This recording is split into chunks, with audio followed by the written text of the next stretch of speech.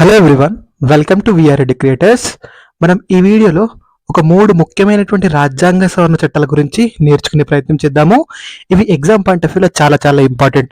ప్రీవియస్గా కూడా చాలా సార్లు అడిగారు, ఒక్కసారి చూసే ప్రయత్నం చేయండి. ఫస్ట్ది ఓటు వేసే వయసు. ఓటింగ్ వయసు ఏదైతే ఉంటుందో ఆ ఓటు వేసే వయసును 21 సంవత్సరాల నుండి 18 సంవత్సరాలకు తగ్గించడం జరుగుతుంది.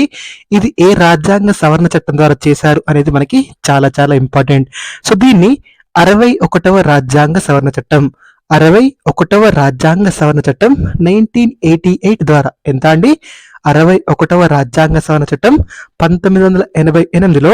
సో ఈ 61వ రాజ్యాంగ సవరణ చట్టం ద్వారా ఓటింగ్ వయసు ఏదైతే ఉంటుందో ఈ ఓటింగ్ వయసును 21 సంవత్సరాల నుండి 18 సంవత్సరాలకు తగ్గించడం జరిగింది. చాలా చాలా ఇంపార్టెంట్, గుర్తుపెట్టుకోండి.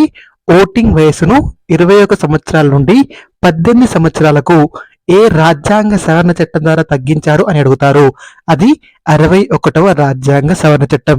ఈ రాజ్యాంగ సవరణ చట్టం అమలు జరిగినప్పుడు అప్పటి ప్రధానమంత్రి ఎవరు, రాష్ట్రపతి ఎవరు అని కూడా గుర్తుపెట్టుకోండి. ఇలాంటి క్వశ్చన్స్ కూడా ఈ మధ్య కాలంలో అడుగుతున్నారు. ఓటింగ్ వయసు 21 సంవత్సరాల నుండి 18 సంవత్సరాలకు తగ్గించినప్పుడు భారతదేశ ప్రధానమంత్రి, రాష్ట్రపతులను గుర్తించండి అనే క్వశ్చన్ కూడా రావడానికి అవకాశం ఉంది. సో అప్పటి ప్రధానమంత్రి ఎవరు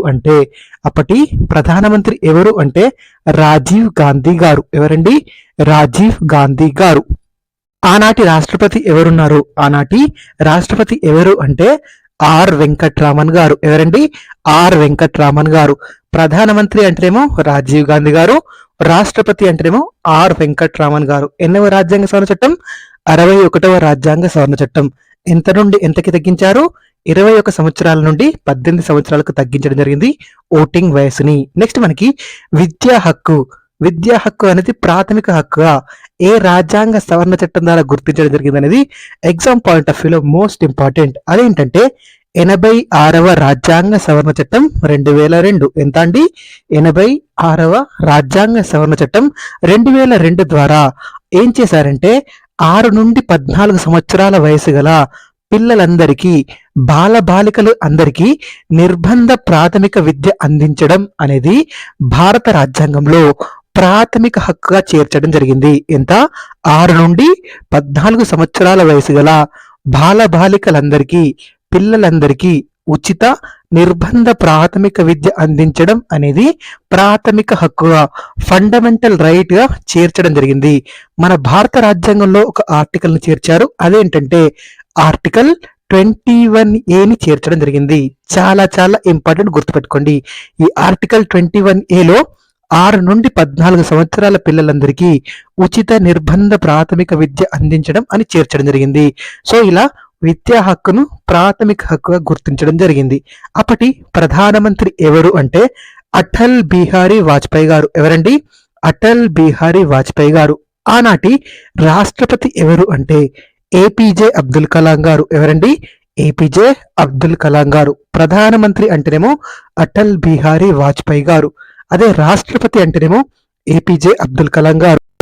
ఇదే రాజ్యాంగ సవరణ చట్టం ద్వారా ఇంకొకటి కూడా చేరుస్తారు. అదేంటంటే 6 సంవత్సరాల లోపు పిల్లలందరికీ పూర్వ ప్రాథమిక విద్యను అందించడం అనేది తల్లిదండ్రుల బాధ్యతగా ప్రాథమిక విధుల్లో చేర్చడం జరుగుతుంది. ఎందులో చేరుస్తారు?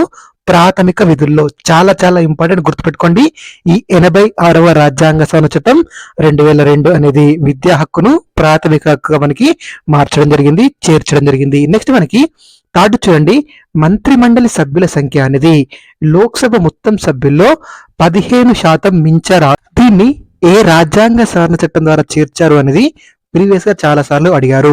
మంత్రి మండలి సభ్యుల సంఖ్య అనేది లోక్సభ మొత్తం సభ్యుల్లో 15% మించరాదు అని మనకి 91వ రాజ్యాంగ సవరణ చట్టం. ఎంత అండి? 91వ రాజ్యాంగ సవరణ చట్టం 2003 ద్వారా 91వ రాజ్యాంగ సవరణ చట్టం 2003 ద్వారా ఏమని చేరుస్తారంటే ప్రధానమంత్రితో సహా మంత్రుల సంఖ్య అనేది లోక్సభ లేదా రాష్ట్ర శాసనసభలు ఏవైతే ఉంటాయో, రాష్ట్ర శాసనసభలో అయితే ముఖ్యమంత్రితో సహా మనకి కేంద్ర మంత్రిమండలి ఉంటుంది, రాష్ట్ర మంత్రిమండలి ఉంటుంది. కేంద్ర మంత్రిమండలి అయితే ప్రధానమంత్రితో సహా, అదే రాష్ట్ర మంత్రిమండలి అయితే ముఖ్యమంత్రితో సహా మొత్తం లోక్సభ లేదా రాష్ట్రాల శాసనసభ మొత్తం సభ్యులు ఎంతమంది అయితే ఉంటారో ఆ సభ్యుల్లో 15% మించరాదు. చాలా చాలా ఇంపార్టెంట్, గుర్తుపెట్టుకోండి. మంత్రిమండలి సంఖ్య అనేది ఎంతకు మించరాదు? లోక్సభ లేదా రాష్ట్రాల శాసనసభలో మొత్తం సభ్యుల్లో 15% మించరాదు. దీన్ని ఏ రాజ్యాంగ సవరణ చట్టం ద్వారా చేర్చాము? 91వ రాజ్యాంగ సవరణ చట్టం 2003 ద్వారా చేర్చడం జరిగింది. ఈ 91వ రాజ్యాంగ సవరణ చట్టం చేసినప్పుడు ప్రధానమంత్రిగా ఎవరున్నారంటే అటల్ బిహారీ వాజ్పేయి గారు ఉన్నారు. ఎవరున్నారు? అటల్ బిహారీ వాజ్పేయి గారు ఉన్నారు. రాష్ట్రపతిగా ఎవరున్నారంటే ఏపీజే అబ్దుల్ కలాం గారు ఉన్నారు. ఇదే 91వ రాజ్యాంగ సవరణ చట్టం అనేది మనకి ఇంకొక అంశంలో కూడా చాలా చాలా ఇంపార్టెంట్. అదేంటంటే పార్టీ ఫిరాయింపుల చట్టం కింద, యాంటీ డిఫెక్షన్ లా కింద ఎవరైనా అనర్హుడుగా ప్రకటిస్తే, పార్టీ ఫిరాయింపుల చట్టం కింద అనర్హుడుగా ప్రకటిస్తే ఆ వ్యక్తిని మంత్రిగా నియమించరాదు అని కూడా మనకి ఈ 91వ రాజ్యాంగ సవరణ చట్టం ద్వారా చేర్చడం జరిగింది. సో ఈ 3 రాజ్యాంగ సవరణ చట్టాలు కూడా ఎగ్జామ్ పాయింట్ ఆఫ్ వ్యూలో చాలా చాలా ఇంపార్టెంట్. గుర్తుపెట్టుకునే ప్రయత్నం చేయండి. మీకు ఈ వీడియో నచ్చినట్లయితే ప్లీజ్ ఈ వీడియోని లైక్ చేయండి, ఈ వీడియోని మీ ఫ్రెండ్స్కి షేర్ చేయండి. Thank you for watching. Please subscribe to VR edu creators. Thank you everyone.